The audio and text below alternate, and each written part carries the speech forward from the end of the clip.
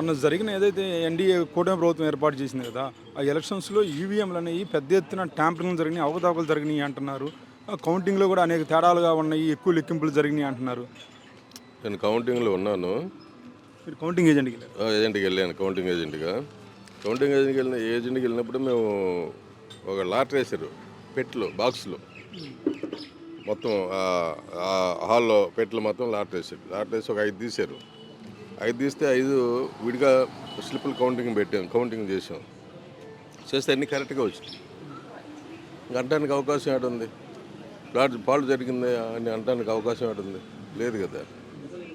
నేను దాంట్లో ఒక ఏజెంట్ని. ఆ 5 బాక్సులు ఒక బాక్స్కి నేను ఏజెంట్ని. నా బాక్స్ కరెక్ట్గా వచ్చింది.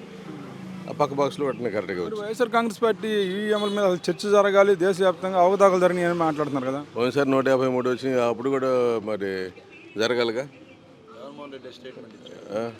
అప్పుడు జరగాలిగా. ఏదో వాళ్ళు గెలవలేక వాళ్ళు చేత కనిపోయినా మాట్లాడటం అంతే. అది ప్రజలు వేశారు, ప్రజలు ఓటేశారు, డెవలప్మెంట్ చూసుకున్నారు ప్రజలకు డెవలప్మెంట్ నచ్చలేదు. జగన్మోహన్ రెడ్డి చేసే డెవలప్మెంట్ నచ్చలేదు.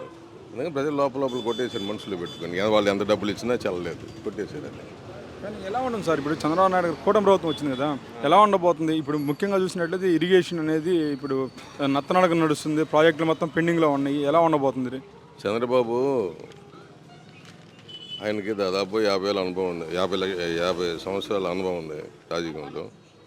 అతను కష్టపడి పైకి వచ్చినాడు. ఆయన కష్టాలని తెలుసు, ప్రజలు ప్రభుత్వం అంటే ఎందుకు తెలుసు, అతను ఎక్కడ ఫండ్స్ తేవాలో, ఎక్కడ డెవలప్మెంట్ చేయాలో అందరని ఆయనకి తెలుసు.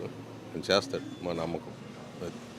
కానీ ఇప్పుడు చెప్పండి, ఇప్పుడు ఏదైతే ఉందో అమరావతిని శరవేగంగా పూర్తి చేస్తా అంటాడు. అసలు అమరావతికి ఒక మెట్రో రైలు లైన్ అయితే తీసుకురావాలని చెప్పి చంద్రబాబు నాయుడు గారు అంటారు. సాధ్యపడిద్ది అంటారా? చేస్తాడు.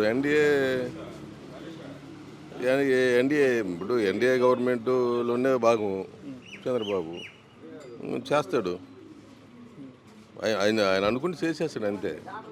మనకు అనుభవం, ఆయన 50 సంవత్సరాల అనుభవంలో మనం నేర్చుకుంది. ఆయన ఏం చెబితే చేశారు.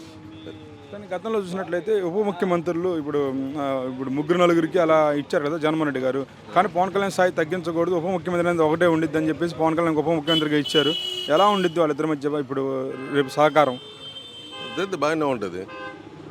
వాళ్ళిద్దరూ ఒక అన్నల దమ్ముల్లాగా వాళ్ళు చేస్తారు ప్రభుత్వం. ఏ తేడా ఉండదు. వాళ్ళిద్దరు సరిపోయింది, ఒకరికొకరి మనసు సరిపోయింది, చేస్తున్నారు.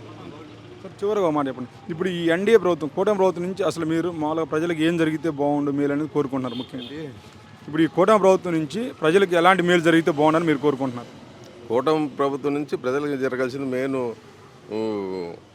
రాజధాని డెవలప్ కావటం, పోలవరం ప్రాజెక్టు డెవలప్ కావటం, మీరు అన్నట్టు మెట్రో రైలు ఏర్పాటు చేయటం, పోతే పిల్లల ఎడ్యుకేషన్ డెవలప్ చేయటం, అంతవరకే నాకు గుర్తుంది. ఈ ముఖ్యం.